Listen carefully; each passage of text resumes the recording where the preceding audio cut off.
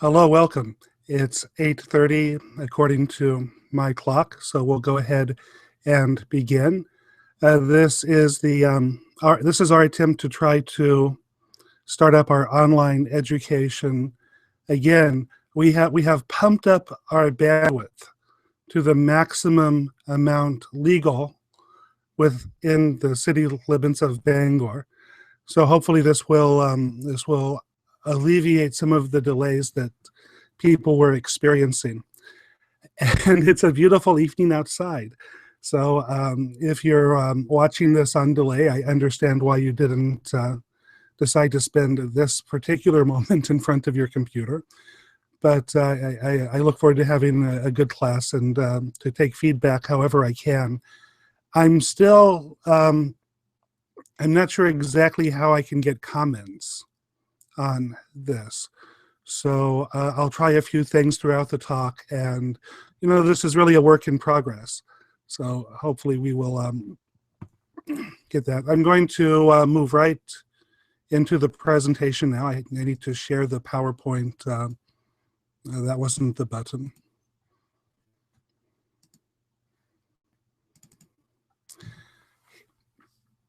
Here we go. So this is the red cow. And if you have, it's a staple in news articles, both in the state of Israel and in America. This says in Hebrew, Nimsa'a Farah Aduma. They found a red cow.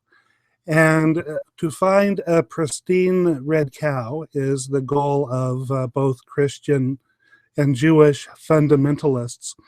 And in the course of this, we're going to explain a little bit why that is the case. In short, we're going to go into more detail. But in short, the presence of one of these red heifers, one of these red cows, I have to confess I don't know that much about agriculture. I'm from the city.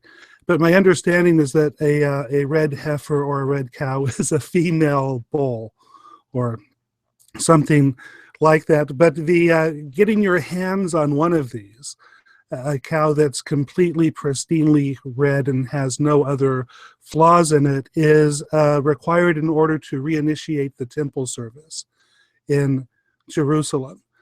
So those people who want to reinitiate the temple service, they're looking for a red cow. There are other things that are holding us up. I mean, there's that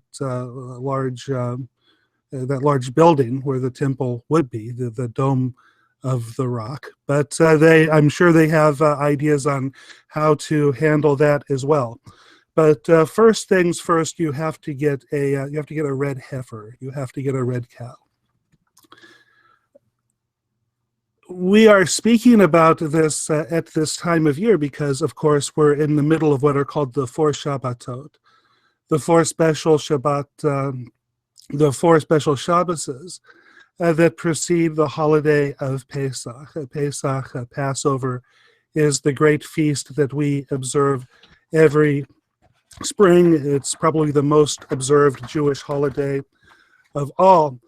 The way that the Jew in the pews sees that it's one of these four Shabbatot, something's up. You go to shul, things seem to be going as normal, and then the service for taking out the Torah arises, and they take out two scrolls. One of them is the regular scroll that's taken out, and we read from it as though it were any other week. But then there's the second scroll, for which there's a special reading at the end of the Torah service, the maftir, and usually, I think in all cases, a special haftarah. And these portions read from the second scroll have to do with four special demarcations that we experience on our way to Pesach. The first one we did a while ago, Shabbat Shekalim, the Shabbat of shekels or money. And the point of this Shabbat is you have to get the financial house of the people Israel in order. You have to, everyone has to pay their building assessments. by this time or be ready to pay their building assessments.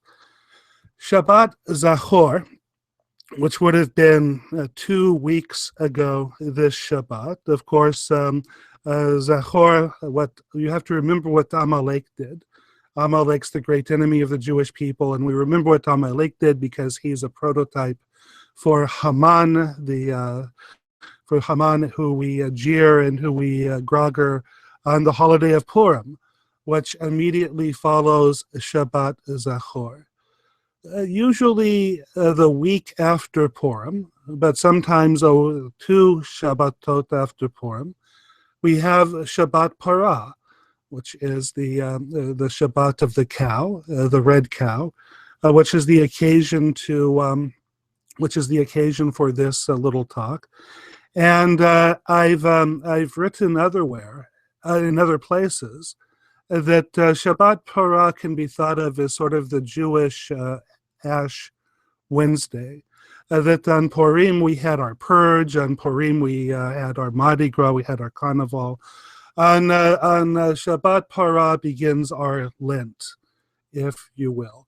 And in Lent, just as one tries to purify oneself of sins and wants, the theme of Shabbat Parah is purification in preparation for Passover, the great holiday.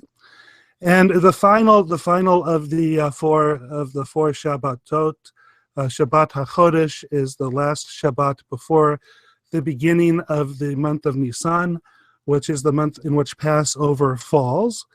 And because there are really two. I mean, if you read the Mishnah, there are 4 or 5, but there are really 2 New Years in Judaism. There is the New Year for the individual, for the human being, and that's the New Year of the 1st of Tishrei. That's Rosh Hashanah. That's the granddaddy of them all. But there's also the New Year for the nation. The New Year for the nation is Pesach. It's in the spring. It's in the month of Nisan. It's exactly 6 months on the other side of the month of Tishrei. And because our focus in Nisan and Pesach is renewing ourselves as a people, on Shabbat HaChodesh we start with a consideration not just of the laws of Pesach, but the things that make us unique as a people. That's to say, the calendar, what we sign on our checks, what we put on our documents. The beginning of everything for Jews is our integrity as a nation, our integrity as a people. And before we can experience redemption, before we can experience revelation, we have to come together as a people, and that is the reading for Shabbat HaChodesh. So, what is the reading for Shabbat Parah, the red calf? And we'll just do a bit of this, so that if you're coming to this with, it's always good to review. It's always good to review. And so it says, instruct the children of Israel. This is the new JPS translation. They have the Israelite people, to bring to you a red cow without blemish. In other words, a cow that's purely red. This is why it's so hard to find. The Mishnah qualifies the sorts of things that can make a cow impure, and it's very easy for the cow not to be pure. Just a couple discolored hairs and they're out. And so the usual procedure is that they have a promising candidate that's young. It's a young red cow, and everyone's excited. And then it goes into cow puberty or something, and then that's it. It has a blemish. It has acne. It has different hairs, and you can't use it anymore. So this is why it's very hard to find. It has to have no defect on which no yoke has been laid. It can't be used for work. And you shall give it to Eliezer the priest. It mentions Eliezer here, probably to make it clear that any priest can do this. It doesn't have to be Aharon or Moshe. It shall be taken outside the camp, outside the camp. This is something that's very unusual about this, and slaughtered in his presence. Eleazar, the priest, shall take some of the blood with his finger and sprinkle it 7 times towards the front of the tent of meeting. This is similar to the worship that would take place inside the tabernacle or the tent of meeting. And the cow shall be burned in his sight. Its hide, its flesh, its blood shall all be burned. Its dung included. So you don't have to clean the cow first. And the priest shall take cedar wood, hyssop, and crimson stuff. I love that translation, and throw them into the fire, consuming the cow. And all of this is going to make a special ash that's going to be mixed with water and is going to be used for purification. Just to remark a little bit on the language that's used here. It's Parah aduma, a red cow.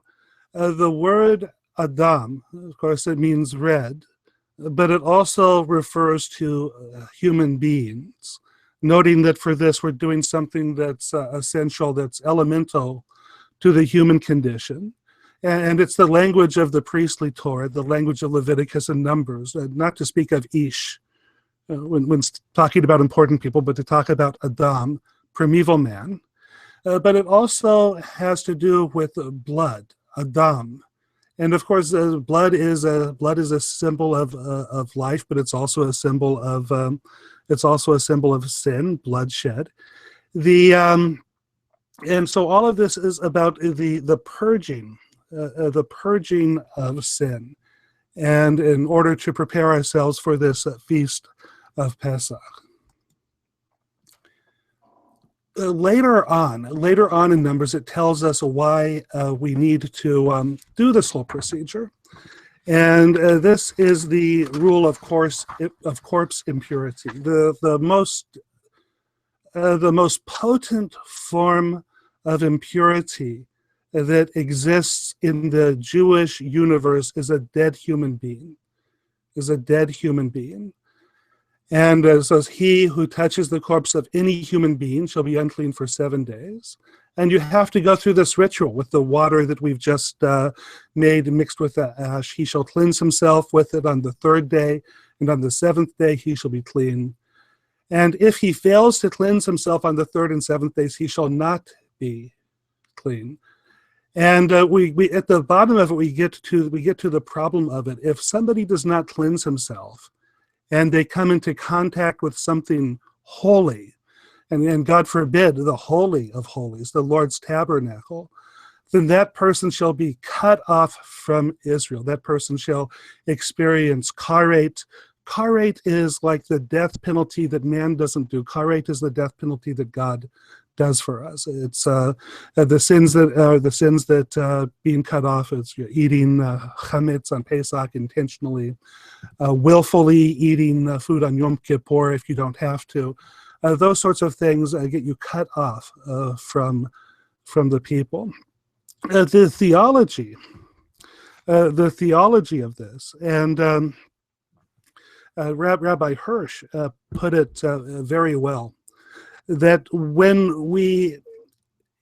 impurity is, and what we're talking about here in the Torah, is that when we encounter a corpse of a human being, when we encounter the remains of a human being that was alive, that can have a devastating effect on us spiritually.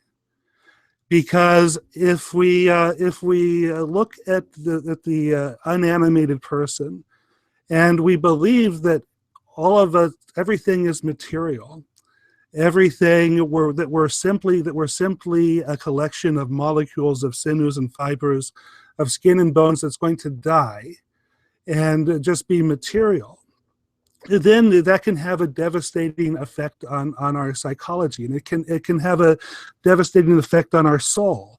We can start to believe that we don't have a soul even, and that could lead us to do terrible things and to not do what we need to do. So the greatest contamination that the universe knows is a dead human being. And this water of life, this mayim chayim, it comes to remind us that God gives us the means by which we can cleanse ourselves of this impurity, by which we can remind ourselves that we're more than material, that we have souls, that our lives have consequence beyond a simple collection of atoms and molecules. The reason, I mean, this is important even if there's not a tabernacle. I mean, you don't want to walk around with a sense of impurity. You don't want to walk around with a sense that the material is all there is. But if there's a tabernacle, if there's an terrestrial domain of God, and God, in his holiness, God is the life force, and God is the opposite of death, and nothing that has anything to do with death can be brought into God's presence. And so in order to do that, in order not to bring the tameh, the impure, into the abode of the holy, we have to have this ritual of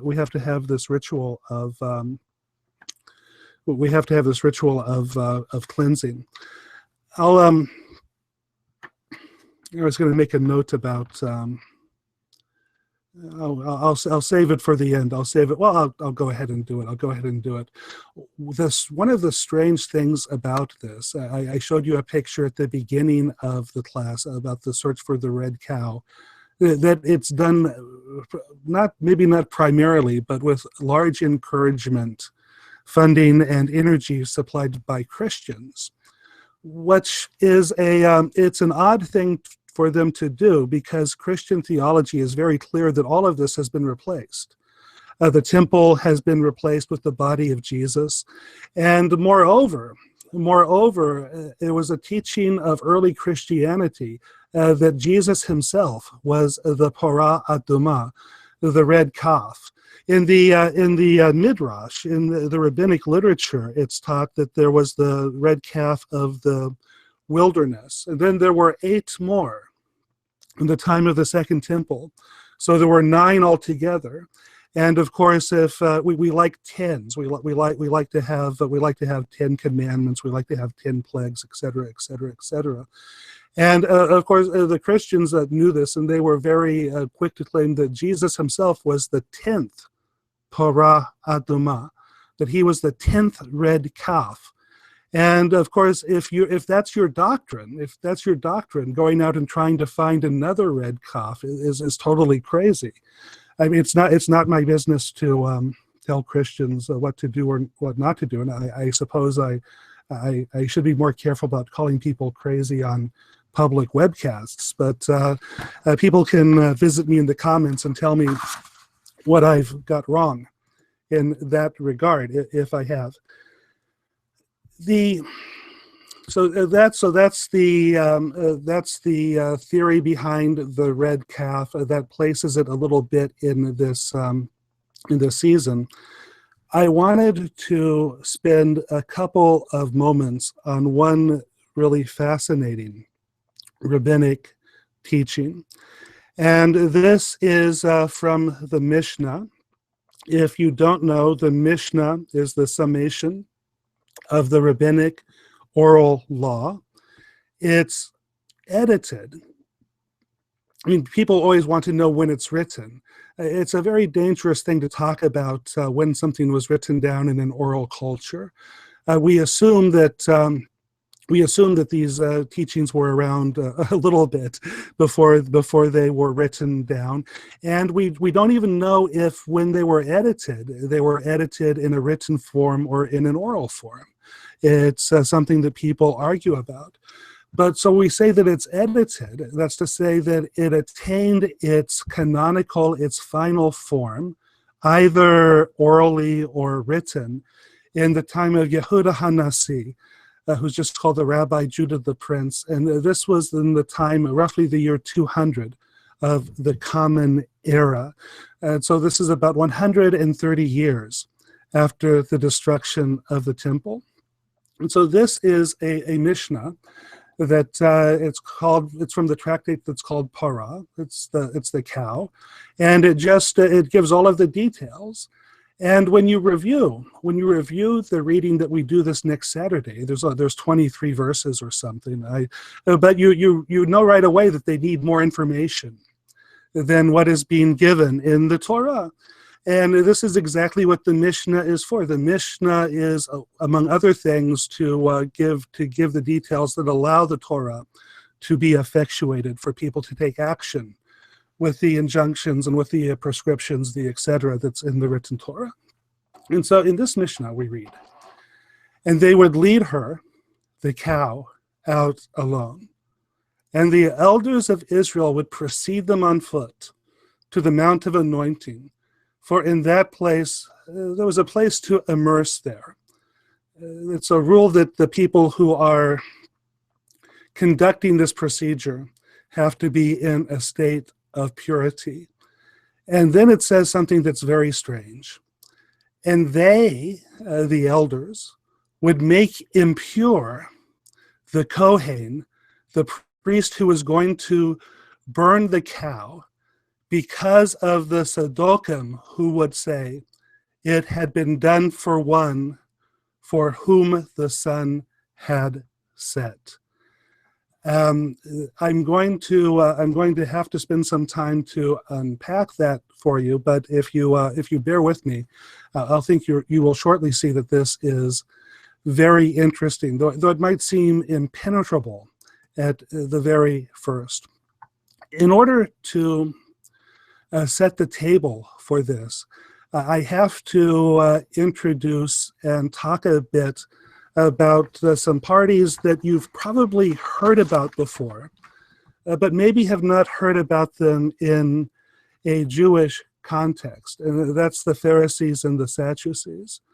Most people who've heard about the Pharisees and the Sadducees have heard about them from sources outside of traditional Jewish sources. Very famously, they're described by Josephus, who writes in the wake of the destruction of the temple. And in his history of the Jewish people, he's writing an introduction to the Romans, who he has taken up with. He's writing an introduction to them about the Jews, how you can get to know the Jews better, try to understand why Rome had to fight this very costly and seemingly pointless war to put down two rebellions in the land of Yehuda, in the land of Judah. And he talks about these sects. I think the word that he uses in Greek is literally heresies. It's the same word as heresies. But there's these three sects of Judaism in his contemporary time: the Pharisees, the Sadducees, and the Essenes. In the New Testament, we don't hear about the Essenes, but we hear a lot about the Pharisees and the Sadducees. I mean, in fact, it's sort of a cliche in the New Testament. Whenever Jesus wants to do something nice, the Pharisees come over and they give him the business. He's seen as a great enemy of the Pharisees. There's on the basis of Josephus and on the basis of other things, we know a little bit about these groups, and I'm going to talk about them, but I want to introduce their names in Hebrew, because in Hebrew they're not called the Pharisees, they're called the Prushim, which probably means the people who separate themselves, the people who either they withhold themselves from parts of the community they find distasteful, in other words. So the Pharisees are called the Prushim, and the Sadducees are called the Tzadokim. And the root Tzadi Daled Kuf, of course, just means to be just. But the name Tzadok probably comes from the first high priest in Jerusalem at the time of David. You have among the Kohanim various families, and it's not considered that any family of Kohanim is going to be eligible for the high priesthood. They're all priests, but there's the theory is that only one group, the Tzadokites, the descendants of Tzadok, are permitted to be the actual high priest. So the Tzadokim are priests, and they're considered to be a very exclusive group. The things that we know about the Pharisees, based on scholarship, based on external writings, is that the Pharisees held that there is an authoritative tradition outside of the written Torah. That is to say that, to put it in rabbinic terms, you have two Torahs. You have the written Torah and the oral Torah. The Pharisees believe in the oral Torah. They believe that the oral Torah is authoritative and that you can count on it, you can trust it. The Pharisees believe in the resurrection of the dead, and they're generally held to favor the democratization of Judaism. That's to say that they are trying to bring Judaism down to the common people and raise the common people up to participate in Judaism. They're not elitist, in other words. This is a sort of a dangerous point, because the Prushim were probably Kohanim as well. And this might not have been a dispute that was completely about principle, but it could have been a dispute about who had power, as so many disputes were. The Sadducees, or the Sadducees, they upheld the primacy of the written Torah. You have a written Torah. That's God's revelation. There's no reason that shouldn't be primary, and no reason to have a tradition that you could wield in the face of that. The Sadducees denied the resurrection of the dead, and this really flows from the first one. You can read the Torah over and over again and not find any idea that we're going to be resurrected when we die. That the idea of an external tradition and the resurrection of the dead go hand in hand for both the Pharisees and the Sadducees. The Pharisees say that, well, we have the tradition, and that we have it, and the Sadducees say, no, there's no tradition, and by the way, the written Torah says nothing about this. And the Sadducees are generally portrayed as the redoubt of the elites. But again, that could just be Pharisaic propaganda. The assumption that is made, and it's made with justice, though it's complicated, is that there is some level of relationship between the Pharisees and the people who go on to be called the rabbis.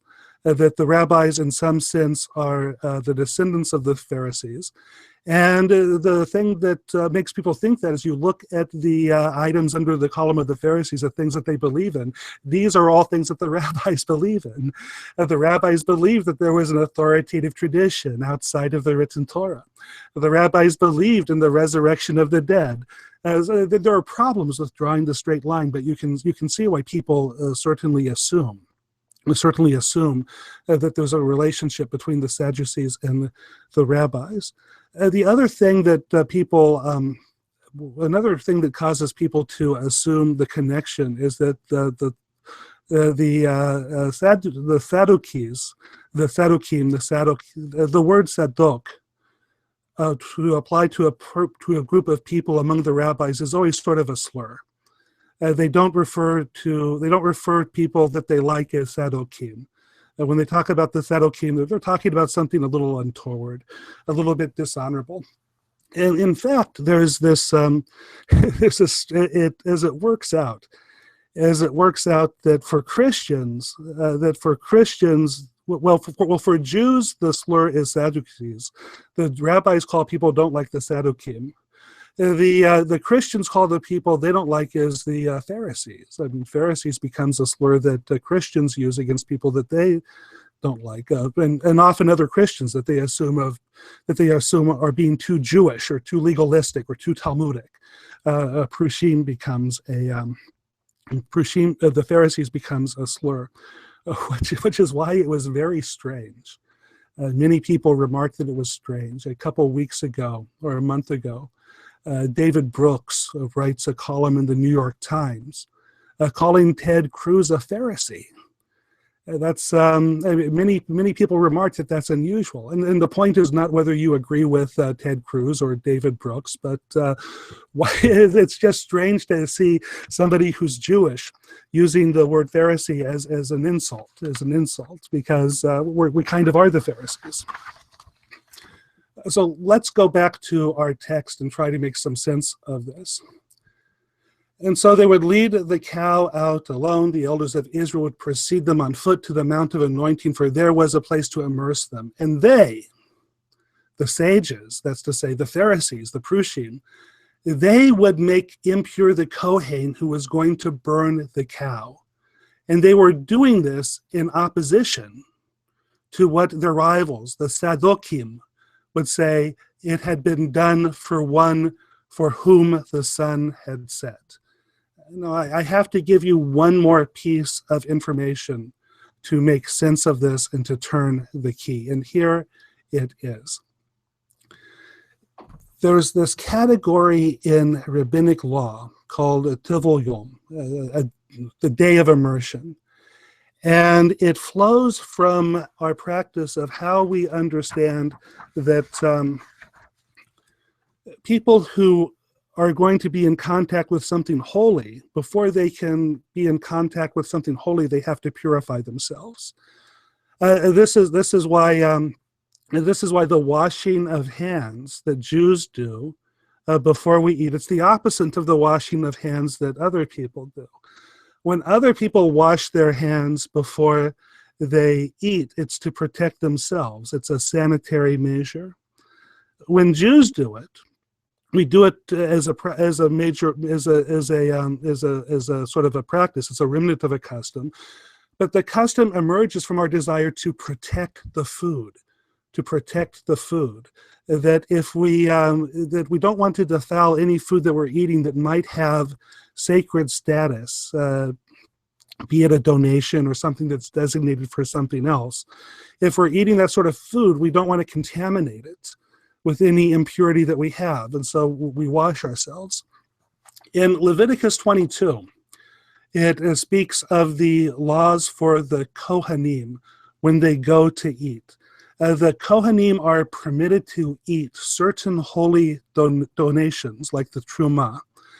And the Truma, because it's a donation from regular people to the Kohanim, it's considered to be holy food.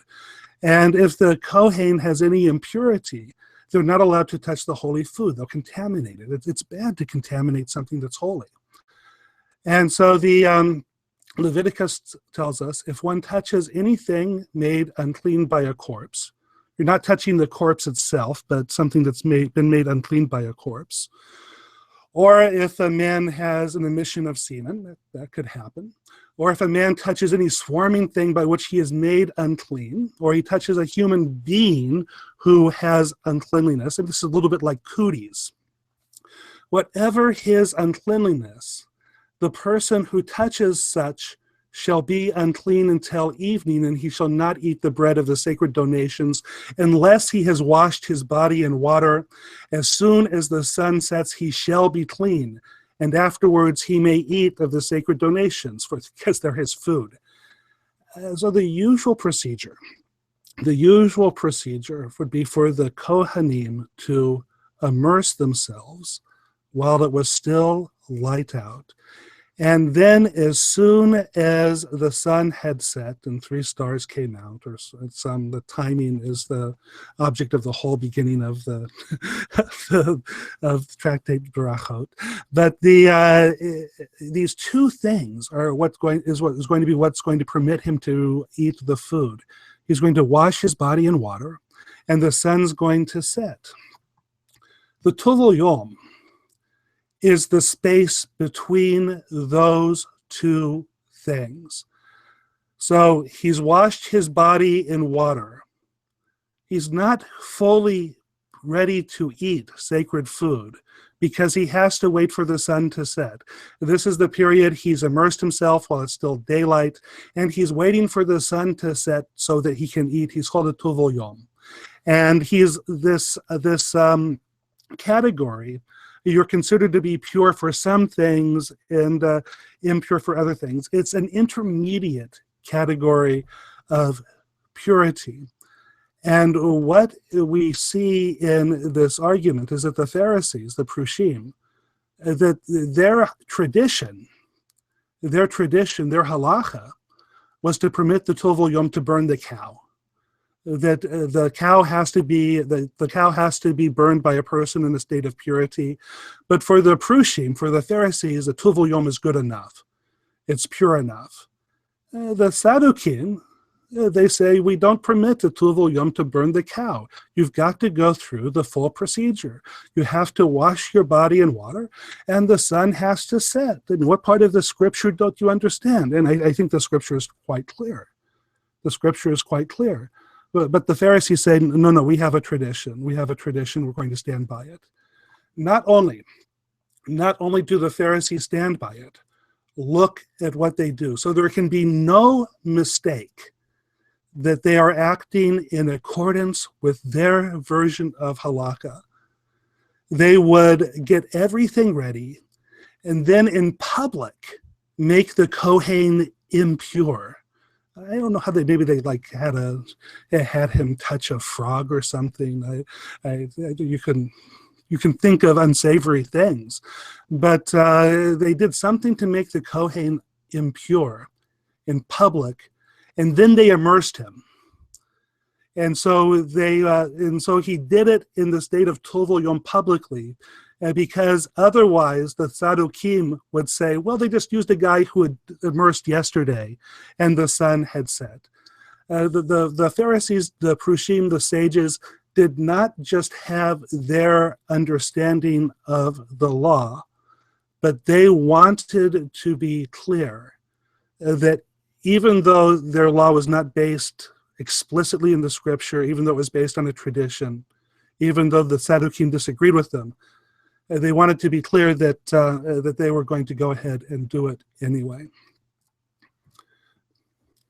So what do we take away from this?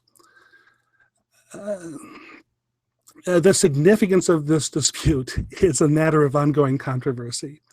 One of the interesting things that have happened since the discovery of the Dead Sea Scrolls is that we found the writings of the Essenes, and that they addressed the controversy and they took the side of the Sadducees, of the Sadducees. That's to say that the Essenes believed that a Tovul Yom could not do the burning of the Parah Adumah, which is interesting, but we don't know what to make of it. People have different ideas, and you can, it's a very basic question you could ask: who is more strict on matters of purity, the Prushim or the Sadducees?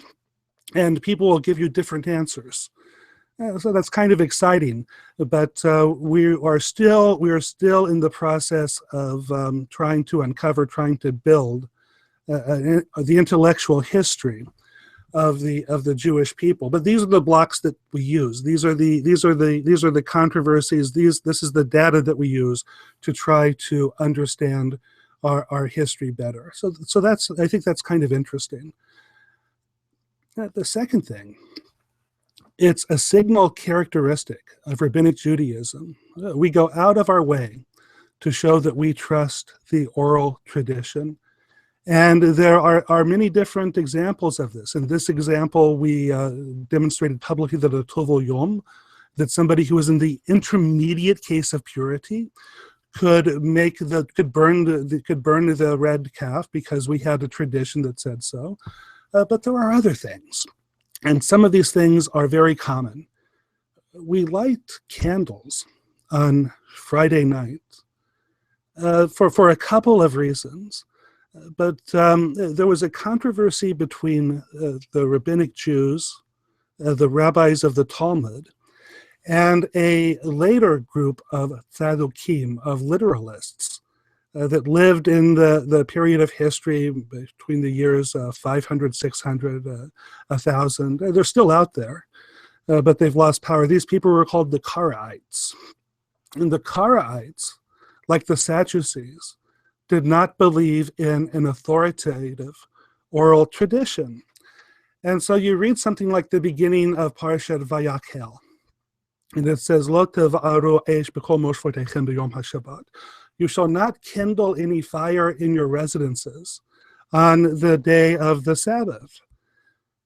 So the Karaite say, which part of that don't you understand? When Friday night comes, you should turn out the lights and you should be in the dark until Saturday morning when it's light again. That's what God wants. It's very clear that the Torah is in it, and that's probably the most straightforward reading of the Torah. The rabbis believed that Shabbat had to be a time of light. And so they disagreed. They say we have a tradition that you don't have to extinguish all of your lights on the Friday night, but you can have lights that are lit before sunset, that those can keep burning. And the rabbis could have left it at that. They say, well, the difference is we light them before. But we have an injunction that even if we have lights on going into Friday night, even if we don't have to worry about sitting in the dark, that as the sun sets, we light another set of lights, just so everyone knows, just so that everyone knows that it's our tradition, that it's our Masorah, that as rabbinic Jews, that Shabbat should be spent in the light, that Friday night should not be spent in the dark. So we go out of our way. We go out of our way to show that we have faith in and that we trust the oral tradition. And this is a tendency that's seen in the Mishnah that we spoke about on Parah Adumah, Shabbat Parah. And we see this in many other instances today. Some of them we don't know about because we've forgotten the context. This entire exercise is a very interesting collision of liminal spaces, that's to say boundary conditions.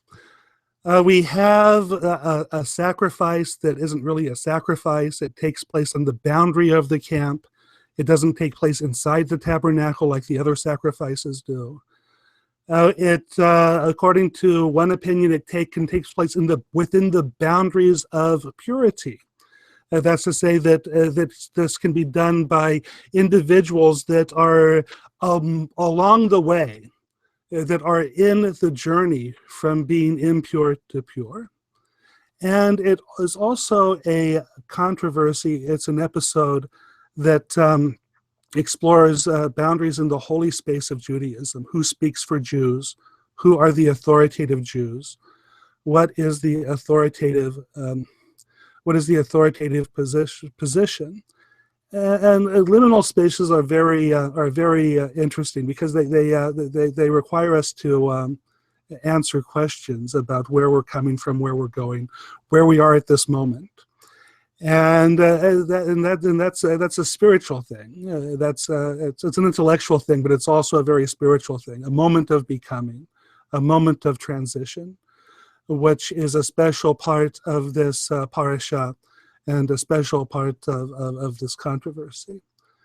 And finally, and I wrote about this on my website, www.dordeyat.org. That on my article, Shabbat Parah and Ash Wednesday, that Shabbat Parah is, out of the four special Shabbatot, it's the one that's most involved with what people would consider religious matters. And this is really the challenge to us, that when you talk to people about what they want from their rabbis, from their pastors, from people who are professionally religious, I mean, they want to be moved spiritually. They're not looking for philosophical erudition. They're not looking for moral edification. But they want a sense of religious feeling. They want a sense of becoming. They want a sense of belonging. They want sort of a feeling of standing on the life and death issues. And we have these in Judaism. We have these in Judaism, but they're wrapped up. They're wrapped up in the sections of the tradition that are often the most alien to people. I think that people are very comfortable with the Passover narrative, with the Haggadah, let my people go. People like to talk about creation. The middle part of the Torah, which for the rabbis was the most important part of the Torah, is the most spiritual part of the Torah. It's the part where it has all of the stuff that pushes the buttons that people want pushed. But our challenge is to get people past the exterior that's uncomfortable. Our challenge is to show people as best as we can what is there and what the opportunities are. And that's a special thing for this parsha.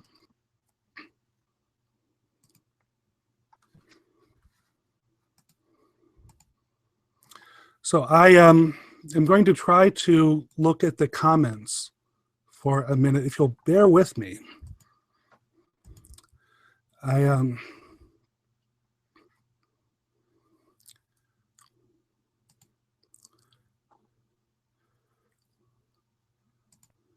I see Barry's comment. This is a chat window.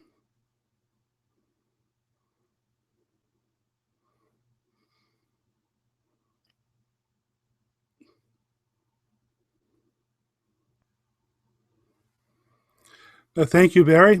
I see you're typing there, and I wish all of you a lovely evening, and I wish us all a good Shabbat, and I will see everyone soon, God willing. Take care. Bye-bye.